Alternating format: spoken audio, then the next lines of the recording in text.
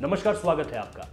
भारत दुनिया के सबसे शक्तिशाली देशों की जो तुलना है उसमें थोड़ा सा नीचे आया है, लेकिन इसमें सिर्फ गौर करने वाली बात सिर्फ इतनी ही थी है, क्योंकि 2019 के आंकड़े याद कीजिए। 2019 में भारत की जो रेटिंग थी वो 41 पॉइंट की थी और ये सिडनी से खबर आई है जो द लोवी इंस्टीट्यूट ने जारी की है। दरअसल द लोवी इंस्टीट्यूट कई मामलों पर देश की हर तरह से ताकत को परखता है, फिर चाहे वो आर्थिक लिहाज से हो, सैन्य लिहाज से हो, स्वास्थ्य में देश ने किस तरह से किया, शिक्षा के क्षेत्र में कैसा कर रहा है। ये सारी चीज़ें जब जांची परखी जाती है उसके बाद द लोवी इंस्टीट्यूट एक रिपोर्ट जारी करता है। ये रिपोर्ट दरअसल ये बताती है कि दुनिया के कौन से देश इस वक्त पे सबसे ताकतवर देश है। जिस भी देश की रेटिंग 40 से ऊपर होती है वो देश ताकतवर देशों में शुमार रहता है। अमेरिका हर साल की तरह इस बार भी नंबर 1 है, लेकिन इसके बाद जो एक अहम जानकारी सामने निकल कर आ रही है वो ये कि भारत 39 पॉइंट में कैसे आया।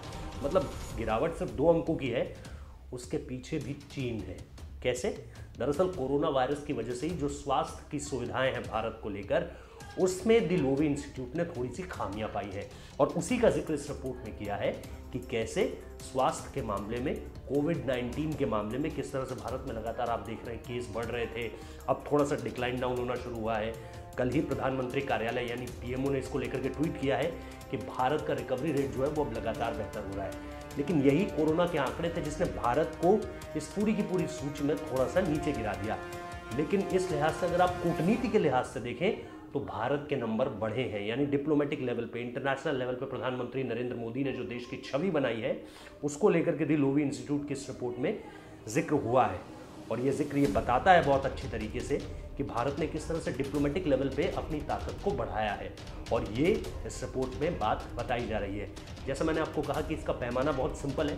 द लोवी इंस्टीट्यूट जो है सैन्य मामलों में, स्वास्थ्य मामलों में, शिक्षा मामलों में, इन सारी चीज़ों को लेकर, फिर चाहे रोजगार का मामला ही क्यों ना हो, इन सारी चीज़ों में हर एक देश को आंकता है, परखता है और उसके बाद ही चीज़ों को जो है इवैल्यूएट करके एक निष्कर्ष पर पहुंचता है।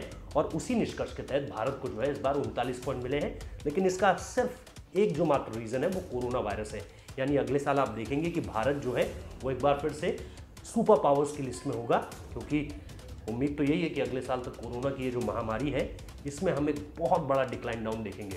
तो बहुत बहुत शुक्रिया इस वीडियो को देखने के लिए। अगर भारत का ये जो ताकत, भारत की जो ताकत हमने आपको बताई है, जिसको लेकर के अब दुनिया मान रही है कि भारत कैसे लगातार एफर्ट्स कर रहा है और एफर्ट्स ऐसे कर रहा है जिसको पूरी दुनिया के अलग अलग राष्ट्राध्यक्ष देख रहे हैं, फिर चाहे वो लगातार डोनाल्ड ट्रंप हो जिन्होंने लगातार चाहे प्रधानमंत्री नरेंद्र मोदी को ह्यूस्टन में बुलाया हो हाउडी मोदी के लिए, या फिर प्रधानमंत्री मोदी ने केमछो ट्रंप के लिए अहमदाबाद में ट्रंप को बुलाया हो। ये सबसे बड़ा ताकत प्रदर्शन था। तो डिप्लोमेटिक लेवल में इस तरह से अंक बढ़े हैं। अगर आपको ये खबर अच्छी लगी तो लाइक कीजिए, कमेंट कीजिए, शेयर कीजिए, हमारे चैनल को सब्सक्राइब करना मत भूलिए। बहुत बहुत शुक्रिया।